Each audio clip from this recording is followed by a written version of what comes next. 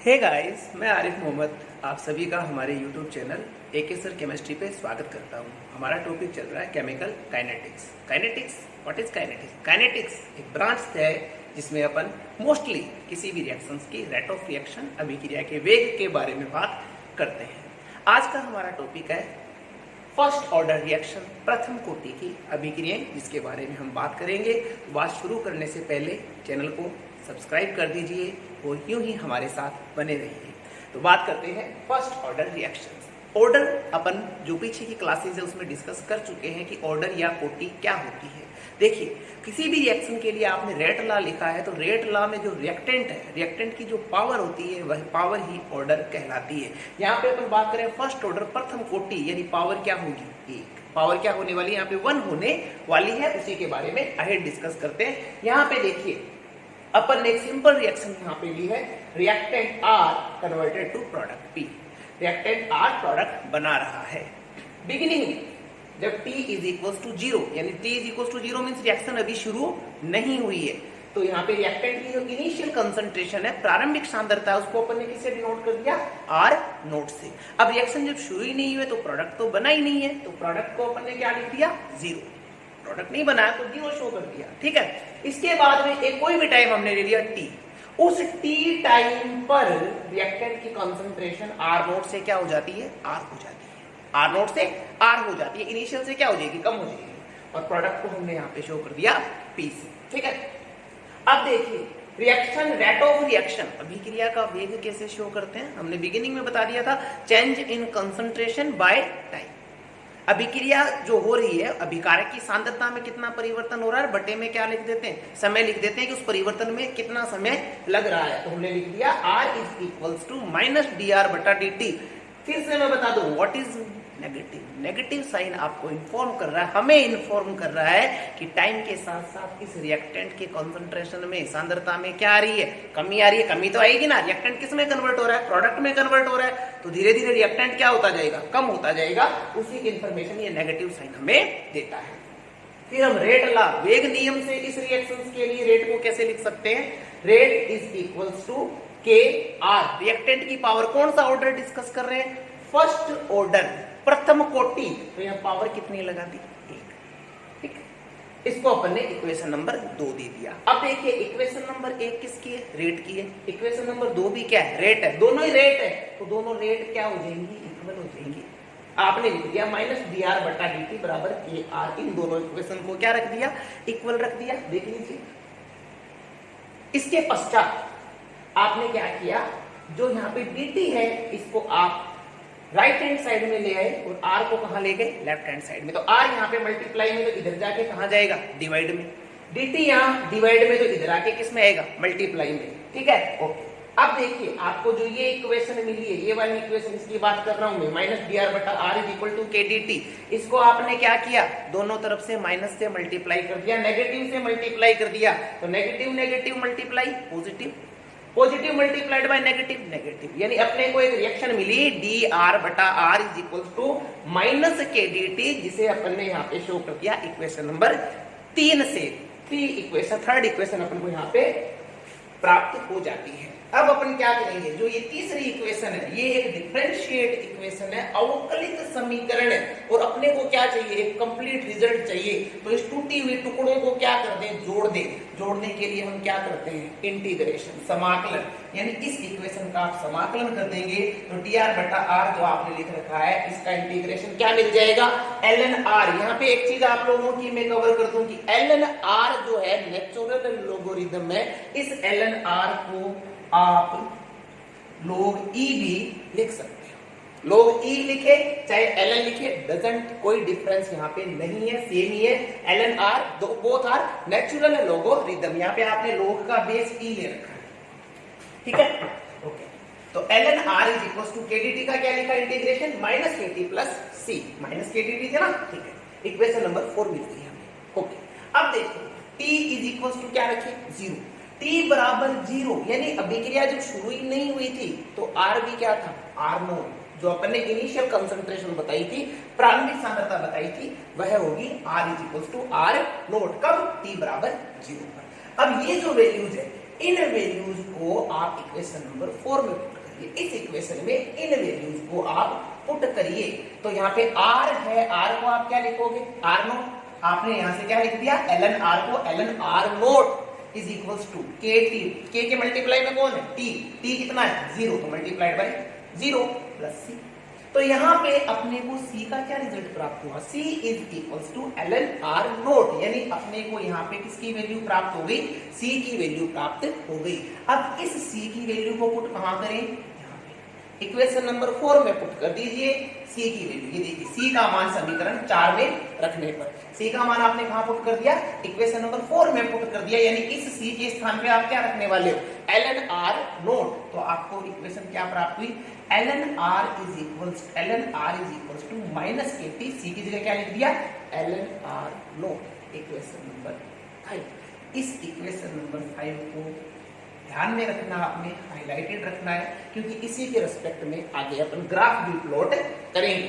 फिर देखिए kt is equal to ln r naught minus ln r को लोग के नियम से क्या लिख सकते हैं, ln r naught upon r, ठीक है। अब देखिए t यहाँ पे क्या है, मल्टीप्लाई में। अगर आप इसको opposite side right hand side में लेके जाएंगे, कहां चला जाएगा, डिवाइड में। k is equal to 1/t ln r naught upon r। अब देखिए ये ln या log e है, अगर आप इसको log बेस 10 में कन्वर्ट करना चाहते हो तो कितने से मल्टीप्लाई करेंगे, 2.303 से मल्टीप्लाई करेंगे। तो यहाँ पे आपने क्या किया, ln को log में कन्वर्ट किया, या मैं कहूँ log e को log 10 में कन्वर्ट किया, बेस 10 में कन्वर्ट किया, तो आपने लिख दिया k is equals to 2.303 upon t log r naught upon r। एक महत्वपूर्ण फॉर्मूला हमें यहाँ पे मिल जाता है, ठीक है। k is equal to 2.303 upon t log r naught upon r। This is the equation number 6। आगे अपने को मेन इक्वेशन यहाँ पे प्राप्त हो गई है, परंतु भिन्न भिन्न जगह पर, अलग अलग जगह पर इसको अलग अलग रूप में शो किया जाता है। उसके बारे में थोड़ी सी बात कर लेते हैं ताकि ध्यान में रहे, कंफ्यूजन नहीं हो किसी भी प्रकार का। देखिए रिएक्टेंट सेम कंडीशन लिख रहा हूं, हो गया हमारा काम, पर इसका जो डिफरेंट अपने को जो टर्म्स देखने को मिलती है उसको भी अपन यहाँ पे डिस्कस कर लेते हैं। रिएक्टेंट प्रोडक्ट में कन्वर्ट हो रहा है, t बराबर 0, अभिक्रिया शुरू ही नहीं है। r को वहां पे आपने r नोट बोला था, मान लो a बोल दे, स्मॉल a बोल दे, तो ये क्या 0, और a माइनस x, x इसमें से अणु टूट कर क्या बना रहे हैं, p बना रहे हैं। तो प्रोडक्ट क्या हो गया x, और रिएक्टेंट हो गया a माइनस x, कब, t समय। तो यहाँ पे r नोट की जगह आपने यहाँ पे क्या था, r नोट, यहाँ पे क्या लिखा है a, यानी r नोट को क्या बोल रहे हो, a। यहाँ पे r लिखा था, r को आप यहाँ पे क्या लिख रहे हो, a माइनस x, ओके। तो अब देखिए r नोट a है, r a माइनस x है, तो ये दोनों वैल्यूज कहां पुट कर दें, इक्वेशन नंबर 6 में। यानी r नोट की जगह आप a पुट कर दें और r की जगह a माइनस x पुट कर दें, तो ये भी आपकी सेम है, there is no any difference, same equation है, बस थोड़ा सा भिन्न रूप यूज किया गया, इसलिए मैंने बताना मुनासिब समझा कि इस तरह से आपको मिले तो आपको कंफ्यूज होने की जरूरत नहीं है, ठीक है। आगे एक और प्रकार से इस इक्वेशन को लिखते हैं, यदि r नोट को क्या लिख दें, a नोट, r को क्या लिख दें, a। तो इस इक्वेशन को देखो, r नोट को क्या बोल रहा है, a नोट, r को क्या बोल रहा है, a, तो ये वैल्यूज पुट कर दीजिए। आपने लिखा k is equal to 2.303 by t log a naught upon a, ये भी प्रथम कोटि फर्स्ट ऑर्डर रिएक्शंस के लिए k की वैल्यू होगी। यानी equation number 6, equation number 7, equation number 8, तीनों इक्वेशन सिमिलर है, बस वहां पे जो सिंबल्स है वो डिफरेंट यूज किए गए। फिर से मैं बता दूं, r note, small a note, ये तीनों ही रिएक्टेंट की इनिशियल कंसंट्रेशन है, प्रारंभिक सांद्रताएं हैं, जबकि r, a माइनस x और a, ये तीनों ही रिएक्टेंट की t समय पर कंसंट्रेशन सांद्रताएं हैं। इंपॉर्टेंट है, इसी फॉर्मूले से फर्स्ट ऑर्डर रिएक्शंस के न्यूमेरिकल सॉल्व किए जाते हैं, इसलिए इसको आपने ध्यान में रखना है। आगे फर्स्ट ऑर्डर रिएक्शंस से जो अपन ने इक्वेशंस डेरिव करी थी, उन्हीं से अपन कुछ ग्राफ यहाँ डिस्कस करते हैं। जैसा कि आपने जो पीछे टॉपिक पढ़ा आपने, उसमें आपने एक इक्वेशन देखी थी, इक्वेशन नंबर 5, ये वाली, ln r is equal to minus kt plus ln r। अगर इस इक्वेशन को अपन देखें तो यह इक्वेशन सीधी रेखा के समीकरण जो स्ट्रेट लाइन इक्वेशन है y is equal to minus m x plus c के कंपेरेटिव है। यहाँ पे y की स्थान पे जो अपनी इक्वेशन में क्या है ln r, m के स्थान पे k, x के स्थान पे t और c के स्थान पे ln r नोट। जैसा कि हम जानते हैं y होता है y एक्सिस, x होता है x एक्सिस, m होता है स्लोप और c होता है इंटरसेप्ट। देखिए यहाँ मैं आपको बता दूं शॉर्ट में, यहाँ पे एक तो नेगेटिव साइन लगा हुआ है, इसलिए रेखा किधर होगी, नीचे की तरफ होगी। ये y एक्सिस, ये x एक्सिस, ये स्लोप, इसको आपने बोल दिया m, और ये हो गया इंटरसेप्ट अंतःखंड जिसे आपने बोल दिया c। इसी से अपन यहाँ पे ग्राफ प्लॉट करते हैं, बनाते हैं। देखिए y एक्सिस की जगह कौन है ln r, x एक्सिस की जगह कौन है, सॉरी x एक्सिस के स्थान पे कौन है यहाँ पे t, अंतःखंड c के स्थान पे कौन है ln r। तो ये आपका जो इंटरसेप्ट है अंतःखंड है, इसके स्थान पे आपने क्या पुट कर दिया ln r नोट पुट कर दिया, जैसा कि यहाँ पे दिख रहा है। और स्लोप, जो ये स्लोप है ढाल है tan थीटा, ये किसके बराबर होगा माइनस k के बराबर होगा। तो फर्स्ट ऑर्डर रिएक्शंस की तो ये इक्वेशन है, इससे अपन ये ग्राफ बना सकते हैं। फाइनल इक्वेशन जो इंटीग्रेटेड रिएक्शन इक्वेशन समाकलित समीकरण अपन ने लिखी थी वो वाली लिखी थी, k is equal to 2.303 upon t log r naught upon r। इसको अपन ने इधर उधर करके थोड़ा सा एक यहाँ पे एक फैक्टर प्राप्त किया है। अपन ने लिखा log r naught upon r, इस फोर्स हमको अपन इधर ले गए तो क्या लिख दिया k अपॉन 2.303 t। अब इसमें देखिए अगर ये पूरा का पूरा कांस्टेंट हो, ये कांस्टेंट हो तो t इसके क्या है प्रोपोर्शनल है। अगर ये कांस्टेंट है तो ये प्रोपोर्शनल आपस में, और अगर समानुपाती है तो ग्राफ क्या प्राप्त होगा, सीधी रेखा प्राप्त होगा। आपने क्या किया log r नोट बटा r, और t में आपने जब ग्राफ खींचा, आलेख खींचा, तो आपको एक सीधी रेखा प्राप्त होती है। क्यों? क्योंकि दोनों एक दूसरे के क्या है समानुपाती है, प्रोपोर्शनल है। और यहाँ पे जो tan थीटा है स्लोप है वो आपको क्या मिलेगा k अपॉन 2.303। दोनों ही ग्राफ इंपॉर्टेंट है, महत्वपूर्ण है, इनको अच्छे से देख लीजिए, समझ लीजिए। सिंपल थिंग है, प्रोपोर्शनल मींस स्ट्रेट लाइन, सीधी रेखा का समीकरण नेगेटिव साइन, इसलिए नीचे की तरफ पॉजिटिव होता तो रेखा किधर होती, ऊपर की तरफ होती। आगे हम फर्स्ट ऑर्डर रिएक्शंस के लिए एक इंटरवल फॉर्मूला अंतराल सूत्र की हम बात करते हैं। अंतराल सूत्र का मतलब क्या है, इंटरवल फॉर्मूला क्या है। हमें किसी फर्स्ट ऑर्डर रिएक्शंस के लिए दो टाइम दे दिया जाए कि जब रिएक्शन, मान लीजिए सपोज करिए कि 10 मिनट होने पर रिएक्टेंट की कंसंट्रेशन x रहती है और 25 मिनट हो जाने पर रिएक्टेंट की कंसंट्रेशन y हो जाती है, यानी दो डिफरेंट टाइम अपने को प्रोवाइड करा दिए जाए। उस समय अपन k किस प्रकार से डिटरमाइन करें, तो उसके लिए हमें इंटरवल फॉर्मूला की आवश्यकता पड़ती है। देखते हैं, एक इक्वेशन लिखी थी अपन ने पीछे के टॉपिक में, जहां पे अपन ने k यहाँ लिखा था, t यहाँ लिखा था, मैंने दोनों की जगह चेंज कर दी। t is equal to 2.303 upon k log r naught upon r, और इक्वेशन नंबर 6 है, उसी को यहाँ पे दोबारा लिखा। अब देखिए, यदि कब t1 समय, एक समय क्या लिया हमने t1 समय, इस t1 समय पर रिएक्टेंट की कंसंट्रेशन क्या हो जाए r1। t समय पे क्या थी r थी, हम क्या कह रहे हैं t1 समय, तो t1 समय पे क्या होगी r1। तो इस इक्वेशन को कैसे लिखे, t की जगह क्या लिख दिया t1 इज इक्वल टू 2.303 बटा के log r naught upon r, r के स्थान पे अब क्या लिखे r1, क्योंकि समय क्या ले लिया है t1 ले लिया है। इक्वेशन नंबर 9, क्योंकि 7 और 8 पीछे यूज कर चुके हैं, इक्वेशन नंबर 9। इसी प्रकार से अगला टाइम क्या ले रहे हो t2, नेक्स्ट टाइम क्या लिया t2, और इस t2 समय पर जो रिएक्टेंट की कंसंट्रेशन उसको आप क्या बोल रहे हो r2। ठीक है, दो कंसंट्रेशन आ गई। अब जो ये वैल्यू है ये इस इक्वेशन में पुट कर दो, t को क्या बोल रहे हो t2 2.303 upon k log r naught upon r, r के स्थान पे क्या लिखे r2। ठीक है, इक्वेशन नंबर। अब इस इक्वेशन नंबर 10 में से इक्वेशन नंबर 9 को सब्सट्रैक्ट कर दीजिए, घटा दीजिए। घटाया, देखो क्या होगा, समीकरण 10 में से समीकरण 9 को क्या कर रहे हैं, माइनस कर रहे हैं, घटा रहे हैं, और घटाने के रिजल्ट क्या मिलेगा, देखिए t2 minus t1 is equal to 2.303 के log R0 upon R2 minus 2.303 के log R0 upon R1। इस वाले फैक्टर में से इसको हमने क्या कर दिया, घटा दिया, माइनस कर दिया, सब्सट्रैक्ट कर दिया, ये अपने को प्राप्त हुआ। अब देखो इसमें से 2.303 के क्या ले लिया हमने, यहाँ पे कॉमन ले लिया, ठीक है। बच गया क्या, log R0 upon R2 minus log R0 upon R1। इसको जब आप सोल्व करोगे तो सोल्व करने पे रिजल्ट क्या मिलेगा, R1 अपॉन R2। और इस यही इंटरवल फॉर्मूला है, दो भिन्न भिन्न समय दिए हुए, वो डिफरेंट टाइम आपको प्रोवाइड करा दे, उस समय आपको k का मान पूछे तो आप इस फॉर्मूले से डिटरमाइन कर सकते हो। डिफरेंस कुछ नहीं है, जो आपने इक्वेशन नंबर 6 में t लिखा था ना, यहाँ पे उस t के स्थान पे क्या लिखना है, t2 माइनस t1।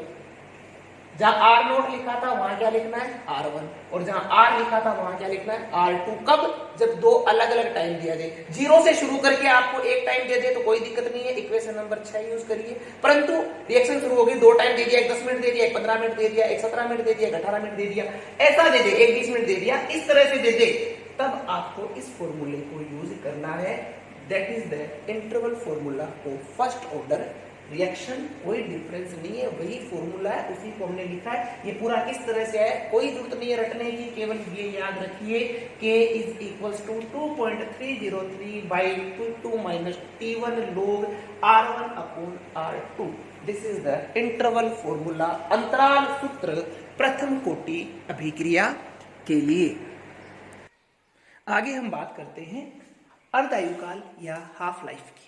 अर्धायुकाल या हाफ लाइफ क्या होता है, कोई भी रिएक्शन हो रही है, उस रिएक्शन में लगने वाला वह समय, कौन सा समय, जिसमें रिएक्टेंट की कंसंट्रेशन जितनी हमने ली है उसकी आधी शेष रह जाए, यानी आधी क्या हो जाए, यूज हो जाए, और आधी रिएक्ट जो कंसंट्रेशन है वो क्या रह जाए, शेष रह जाए, तो उसी समय को हम हाफ लाइफ या अर्ध आयुकाल कहते हैं, ठीक है। इसी हाफ लाइफ को अपन यहाँ पे डिस्कस करेंगे। यानी जब आपने रिएक्शन शुरू ही नहीं कराई, t बराबर 0, उस समय आपने रिएक्टेंट की कंसंट्रेशन को क्या बोला, R0। तो t हाफ पर अभिकारक की सांद्रता कितनी बच जाएगी, अपन ने बता दिया। t हाफ कौन सा समय, अर्धायुकाल, जिस पर क्या बचे, प्रारंभिक सांद्रता की आधी सांद्रता, आधी कंसंट्रेशन यूज हो जाए। तो बिगिनिंग कंसंट्रेशन, इनिशियल कंसंट्रेशन अगर R0 है तो अर्धायुकाल t हाफ पर अभिकारक की सांद्रता, कंसंट्रेशन ऑफ रिएक्टेंट को क्या बोलते हैं, R0/2, ठीक है। इक्वेशन नंबर 6 अपनी typical reaction, first order reaction के लिए हमने लिख दी, t is equals to 2.303 by k log R0 upon R, ठीक है, ओके। अब यहाँ पे देखिए अपने को क्या डिटरमाइन करना है, half life. Half life determine करना है तो t को आपने क्या बोल दिया, t हाफ 2.303 k log। अब देखिए R0 तो R0 ही है, परंतु अपन किसकी गणना कर रहे हैं, टी हाफ की, तो आर की जगह क्या लिखेंगे, R0/2, R0/2, ठीक है। क्योंकि यहाँ पे अपन ने पहले ही बता दिया कि टी हाफ पर आर क्या बचेगा, R0/2, तो अपन ने लिख दिया R0/2। अब देखिए R0 से R0 क्या हो गया, कट गया, बचा क्या, 2 log 2 T half is equal to 2.303 upon k log 2। log 2 की वैल्यू कितनी होती है, याद रखनी है, 0.3010 log 2 की वैल्यू होती है। ये वैल्यू अपन ने इस इक्वेशन में पुट करी, t half is equal to 2.303 के 0.3010। अब देखिए इन दोनों को मल्टीप्लाई करें, इन दोनों को मल्टीप्लाई करें तो इनके मल्टीप्लीकेशन का रिजल्ट मिलता है अपने को, t half is equal to 0.693 upon k। ये है फर्स्ट ऑर्डर रिएक्शंस का हाफ लाइफ। महत्वपूर्ण है, इंपॉर्टेंट है, स्टार लगा लो। T half is equal to 0.693 के इस टर्म को देखिए, अगर आपको याद है जीरो ऑर्डर के लिए आपने लिखा था T half is equal to R0/2 के, क्या आया था, R0 initial concentration of reactant. क्या यहाँ पे कोई कंसंट्रेशन आई है क्या, इनिशियल नहीं आई है, यानी जीरो ऑर्डर रिएक्शन का हाफ लाइफ तो रिएक्टेंट की इनिशियल कंसंट्रेशन पर डिपेंड करता है, परंतु फर्स्ट ऑर्डर रिएक्शन का हाफ लाइफ रिएक्टेंट की इनिशियल कंसंट्रेशन पर निर्भर नहीं करता है। इसी के साथ अपना यहाँ पे हाफ लाइफ अपन डिटरमाइन कर लेते हैं। अब देखो लोग जहां पे आता है तो लोग की कम से कम ये 4 वैल्यू आप लोगों को याद रखनी है। लोग 10 की वैल्यू 1 होती, ये भी देख लीजिए, लोग 10 की वैल्यू कितनी 1, लोग 100 की वैल्यू कितनी 2, लोग 1000 की कितनी 3। कैसे, जितनी जीरो लगी हुई है उतनी लोग की वैल्यू होती है, याद रख लेना इस तरह से। या इसको आप कन्वर्ट कर लो, जैसे लोग 1000 उसको क्या लिख सकते हो 10 की पावर 3, तो लोग जो लोग है उसका रिजल्ट क्या होगा ये पावर, पावर कितनी 3, तो लोग का रिजल्ट भी कितना 3, पावर कितनी 100 को क्या लिख सकते हो 10 की पावर 2, तो रिजल्ट भी कितना 2, 10 को क्या लिख सकते हो 10 की पावर 1, तो रिजल्ट भी कितना 1। ठीक है, एक तो ये आपको ध्यान में रखना है लोग में, और 4 ये वैल्यूज, लोग 2 होता है 0.3010, याद रखना है ये, लोग 3 होता है 0.4771, और लोग 5 को आपने बोला 0.6989, और लोग 7 की वैल्यू होगी 0.8450। ये 4 वैल्यू तो ये, और एक ये लोग 10 के जो मल्टीपल्स का सिस्टम है, ये आपको लोग के मैटर में ध्यान रखना है। तो हाफ लाइफ यहाँ पे क्या आई, T half is equal to 0.693 upon k. आगे हम बात करते हैं वेग स्थिरांक का मात्रक, unit of rate constant. Rate constant किसी भी रिएक्शन, किसी भी ऑर्डर की रिएक्शन का पता करना हो, एक कॉमन फॉर्मूला हमारे पास में ये वाला है, हमेशा ध्यान रखना, mole litre inverse 1 minus N, इसकी पावर क्या रख दी 1 minus N second inverse. N आपको जिस ऑर्डर की रिएक्शन की आप बात कर रहे हो वो एन की वैल्यू पुट कर दीजिए। यहाँ पे अपन किसकी बात कर रहे हैं, फर्स्ट ऑर्डर रिएक्शन की, तो एन की वैल्यू क्या पुट करी यहाँ पे 1, एन की वैल्यू 1 रख दी। तो अब देखो मोल litre inverse 1 minus 1 second inverse, 1 में से 1 सब्सट्रैक्ट हुआ, रिजल्ट क्या बचेगा यहाँ पे 0, 1 में से 1 गया 0। अब इस पूरे की पूरी की पावर क्या है 0, और किसी की पावर 0 तो रिजल्ट क्या होता है 1, तो यहाँ पे रिजल्ट 1 आ गया। अब इस 1 को आप सेकंड इनवर्स से मल्टीप्लाई करोगे, रिजल्ट क्या आ गया सेकंड इनवर्स, यानी फर्स्ट ऑर्डर रिएक्शंस के लिए जो रेट कांस्टेंट की यूनिट है वह होगी सेकंड इनवर्स। अगला टॉपिक है हमारा आभासी प्रथम कोटि अभिक्रिया, सूडो फर्स्ट ऑर्डर रिएक्शन। क्या है आभासी प्रथम कोटि अभिक्रिया या सूडो फर्स्ट ऑर्डर रिएक्शन, बात करते हैं। एक ऐसी रिएक्शन है जिसमें रिएक्टेंट तो एक से ज्यादा है, ऐसी रिएक्शन जिसमें रिएक्टेंट एक से ज्यादा पार्टिसिपेट कर रहे हैं, पर इस अभिक्रिया के रेट का जो डिसीजन है वह एक ही रिएक्टेंट के द्वारा किया जा रहा है, यानी रेट ऑफ रिएक्शन केवल एक ही रिएक्टेंट की कंसंट्रेशन पर डिपेंड कर रहा है। ऐसी रिएक्शन आभासी प्रथम कोटि अभिक्रिया सूडो फर्स्ट ऑर्डर रिएक्शन कहलाती है। इसको समझने के लिए हमने यहाँ पे एग्जांपल लिया है एस्टर का हाइड्रोलाइसिस। देखिए यहाँ पे हमने एस्टर ले रखा है, एस्टर का हम क्या करा रहे हैं हाइड्रोलाइसिस करवा रहे हैं, जल अपघटन करवा रहे हैं। अब इस रिएक्शन में देखिए रिएक्टेंट कितना है, एक तो एस्टर है और एक वाटर, परंतु वाटर यहाँ पे क्या ले रखा अपन ने एक्सेस में ले रखा, आधिक्य में ले रखा है। तो यहाँ पे इस रिएक्शन का जो रेट है वो कौन निर्धारित करेगा, केवल एस्टर के द्वारा ही डिटरमाइन किया जाएगा, H2O के द्वारा रेट डिसाइड नहीं किया जाएगा, क्योंकि आपने H2O आधिक्य में ले रखा है, एक्सेस में ले रखा है। इसलिए इस रिएक्शन के लिए जब अपन रेट लिखेंगे